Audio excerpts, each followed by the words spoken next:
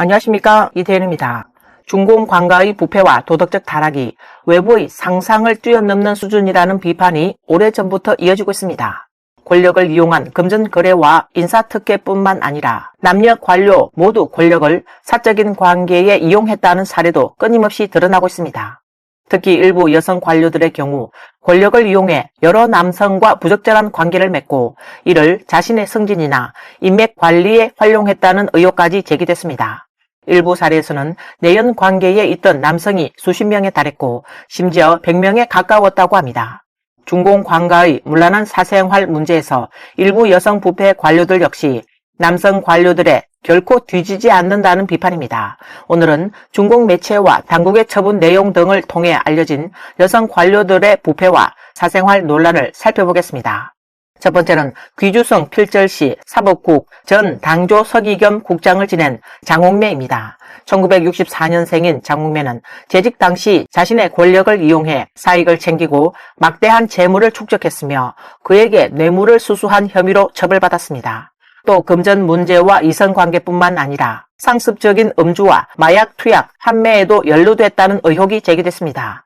장홍매는 2019년 12월 징역 5년 6개월을 선고받았습니다. 중국 매체 제이크 뉴스 등의 보도에서는 당시 50대였던 장홍매가 비제시 사법국 당조 서기 국장으로 근무하면서 무려 98명의 남성과 내연 관계를 맺었다는 보도까지 등장했습니다. 특히 유럽 출신의 젊은 남성 모델들을 선호했고 때로는 여러 명의 남성 모델을 동시에 불러 유흥을 즐겼다는 내용도 전해졌습니다. 장홍매는 체포 당시 너무 크게 놀란 나머지 바지에 소변을 봤다는 이야기도 보도됐습니다. 또한 장홍매는 여러 신분의 남성과 부적절한 관계를 유지하기 위해 비제시의 한 고급 주거단지에 별도의 아파트를 마련했습니다. 해당 아파트에는 고급 가구와 주류, 명품 등이 가득했으며 그와 관계를 맺었다고 지목된 남성들 가운데는 남성 부하 직원과 기업인, 일반인, 귀주를 방문한 유럽 출신 남성 모델 등이 포함됐다고 합니다. 장홍매는 고가의 옷을 즐겨 입었고 고급 유흥업소를 자주 찾았으며 유럽 출신 남성 모델들과 함께 유흥을 즐긴 뒤 호텔로 향하는 경우도 있었다는 주장도 나왔습니다.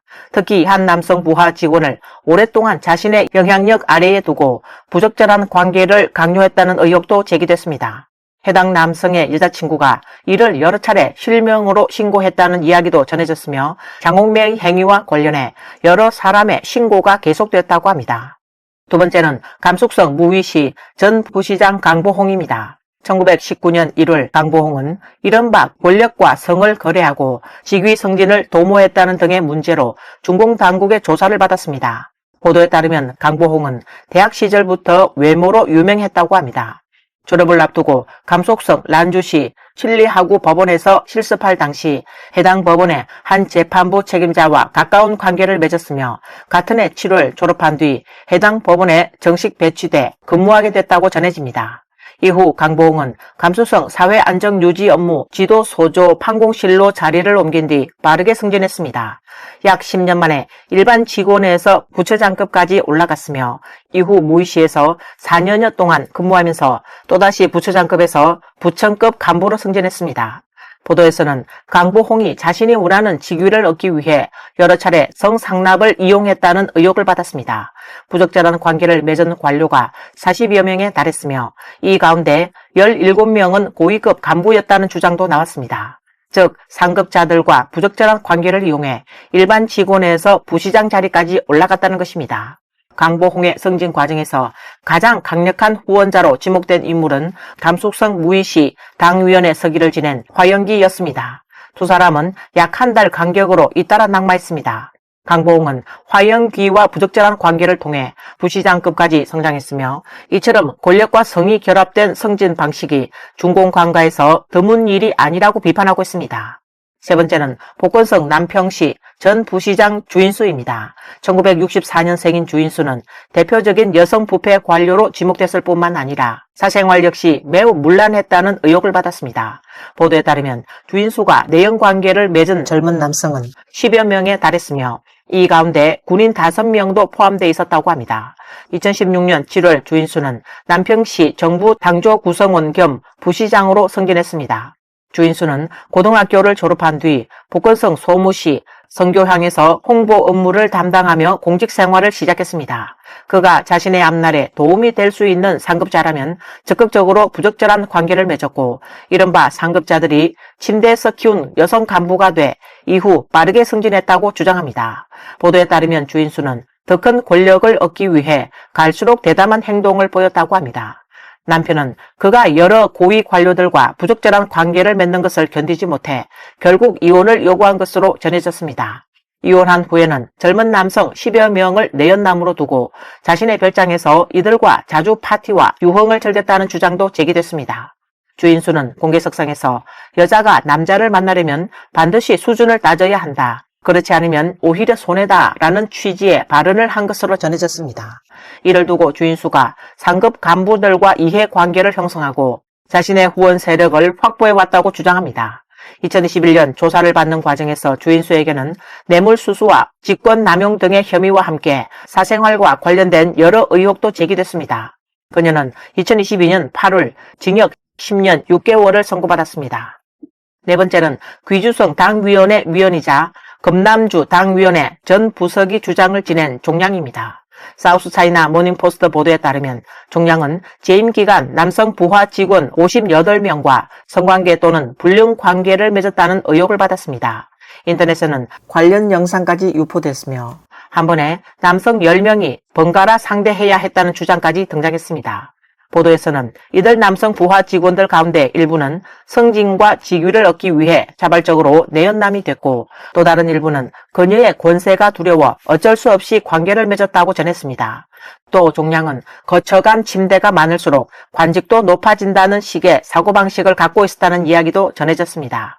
한 관계자는 종량의 집과 사무실, 관용차에 콘돔이 무더기로 비치돼 있었으며, 주변 남성 가운데 그녀의 눈에 든 사람은 쉽게 벗어나기 어려웠다고 주장했습니다.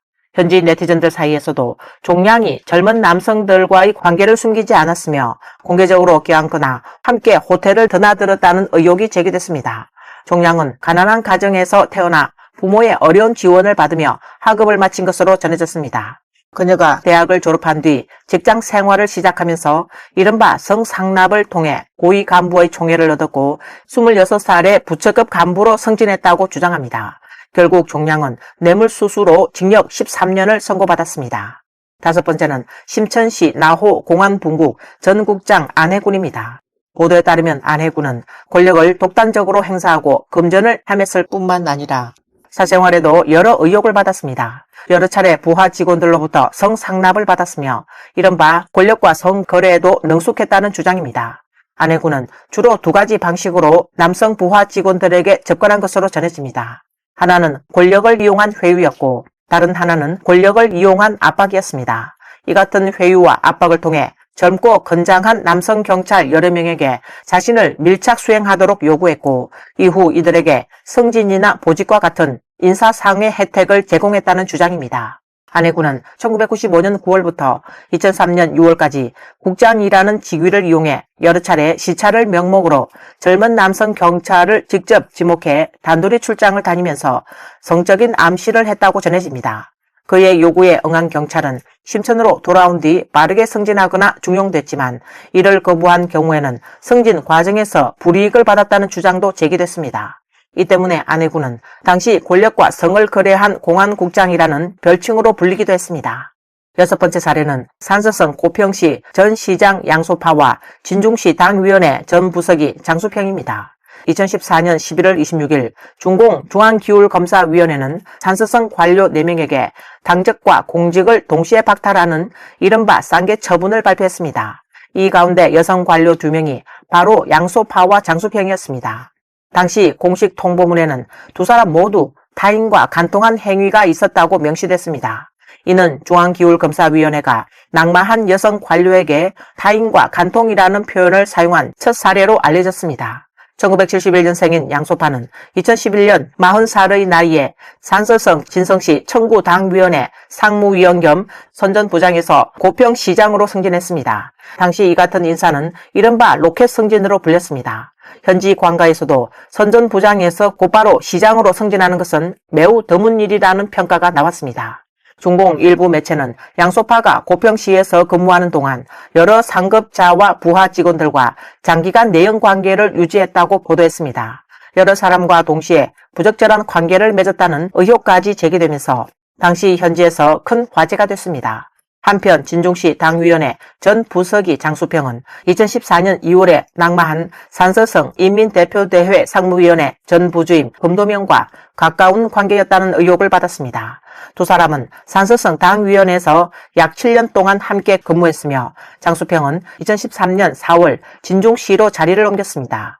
중앙기울검사위원회는 장수평에 대해서도 타인과 간통한 행위가 있었다고 공식적으로 통보했습니다. 7번째는 내몽골 포두시 전 정협 부주석 시소진과 광동성 중산시 당위원회 전 부비서장 등결입니다. 2019년 5월 내몽골의 여성 청급 관료이자 포두시 정치협상회의 부주석이었던 시소진은 공직에서 파면됐습니다. 중공 당국은 공식 통보를 통해 시소진이 권력과 성거래, 검증과 성거래를 했다고 밝혔습니다. 1962년생인 시소진은 오랫동안 내몽골 포두시에서 근무했으며 2006년 3월 포두시 정치협상회의 부주석 자리에 올랐습니다. 광동성 중산시 당위원회 전 부비서장이자 시 당위원회 접대판공실 전 주임이었던 등결은 2018년 4월에 낙마했습니다. 당시 중공 당국은 등결이 도덕적 마지노선을 완전히 상실했다고 표현했습니다. 또한 권력과 성거래, 검증과 성거래를 했다고 공식 통보했습니다. 등결은 심천 출입경 변방검사소의 평범한 검사원으로 공직 생활을 시작했습니다. 이후 단계적으로 승진해 중산시 당위원회 부비서장 자리까지 올랐습니다. 이들 사례는 중공 관가에서 권력과 검증뿐만 아니라 성적인 관계까지 인사와 이해관계의 수단으로 이용했다는 비판을 더욱 키웠습니다. 중공 관가의 남녀 관료들을 두고 오래전부터 부패하지 않은 관료가 없고 문란하지 않은 관료가 없다는 거친 비판이 제기돼 왔습니다. 중공 중앙정법위원회 기관지인 법치일보는 2021년 중공 제19차 전국대표대회 이후 이른바 남녀관계 및 금행 문제로 63명이 조사와 처분을 받았다고 보도했습니다. 그러나 구체적인 63명의 명단은 공개하지 않았습니다. 중공 당국이 공식적으로 공개한 수치는 전체 문제 가운데 극히 일부에 불과하다고 주장합니다. 또한 중공 관료들의 문란한 사생활과 도덕적 타락이 최근에 시작된 것이 아니라 오랜 역사적 뿌리를 갖고 있다고 비판하고 있습니다. 그 과정에서 마르크스와 레닌, 모택동 등의 사생활과 관련해 오래전부터 전해져 온 여러 주장과 일화도 언급됩니다. 마르크스는 아내 예니와 결혼한 뒤 가정부 헬레나와 부적절한 관계를 맺어 아이를 갖게 했다는 이야기, 레닌은 젊은 시절 문란한 성생활과 성매매로 매독에 감염됐다는 주장이 대표적입니다. 또한 모택동은 양계해와 혼인관계가 끝나기 전 하자진과 동거에 자녀를 낳고 하자진과의 관계가 정리되기 전 강청과 관계를 시작했다는 내용도 제시되고 있습니다. 강택민의 사생활에 대해서도 강하게 비판하고 있습니다. 당시 중국 민간에서는 집에서는 부엉이를 키우고 해외에는 이서영을 데려가며 노래는 송조영의 노래를 듣는다는 식의 풍자적인 표현이 유행했다고 전해집니다. 이른바 침대에서 여성 간부를 키우는 관가의 풍조는 강택민 집권기에 크게 확산됐다고 주장합니다. 황여만과 진지입 등 일부 여성 간부들이 강택민과 부적절한 관계를 통해 중용됐다는 의혹도 함께 제기하고 있습니다. 강택민 그 사람이라는 책에서는 강택민 집권 당시 중공 군부 내부에서도 향락과 성접대 문화가 크게 확산됐다고 주장하고 있습니다. 총참모부와 총후군부, 총정치부 등 군 핵심 기관까지 이러한 풍조가 퍼졌으며 그 결과 수많은 관료들이 부정부패와 향락에 빠졌다는 것입니다. 석근평 집권 이후 진행된 각종 반부패 조사 과정에서도 중공 관가의 부패와 사생활 문제는 계속해서 드러났습니다. 주영강과 영계화, 서재후, 박희래 등 낙마한 고위 관료들의 사례가 대표적으로 거론됩니다. 이 과정에서 남성 관료들의 문란한 사생활뿐만 아니라 일부 여성 관료들의 사치와 부적절한 관계 역시 함께 논란이 됐습니다.